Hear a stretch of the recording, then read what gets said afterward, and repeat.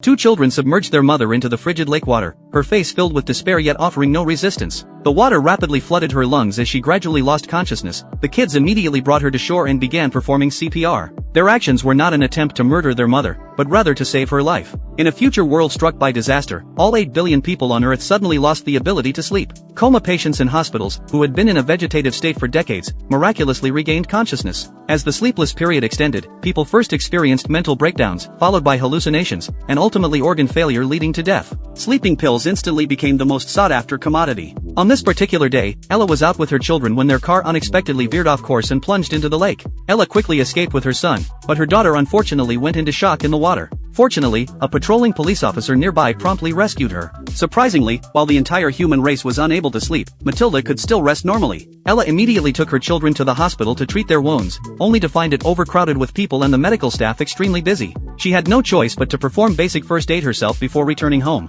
On the second day of the disaster, the government deployed the military to take control of the city. Ella inadvertently revealed to her colleague, Brian, the secret that her daughter could sleep normally. Brian informed her that currently, only one other elderly person in the world besides her daughter was capable of sleeping, and that individual had already been sent to a research facility. Ella instantly realized the danger and hurried home, where her son told her that his sister had gone to the church. Unbeknownst to her, Brian had secretly followed her, demanding that she send her daughter to the research center. Ella refused and rushed to the church, only to discover that the military was planning to take her daughter to the lab for research. The crowd in the church, having experienced prolonged sleep deprivation, had become agitated and violent. An out-of-control security guard directly opened fire, killing the military personnel. The scene descended into chaos. Ella seized the opportunity to find her daughter and escape the church with her children. While hiding, her son suddenly suggested that they should send his sister for research, as it might lead to saving everyone. Ella wavered and decided to personally take her daughter to the research facility. They found an old car and headed towards the lab, with accidents caused by fatigued drivers littering the streets. For her daughter's safety, Ella began teaching her how to use a handgun and drive a vehicle.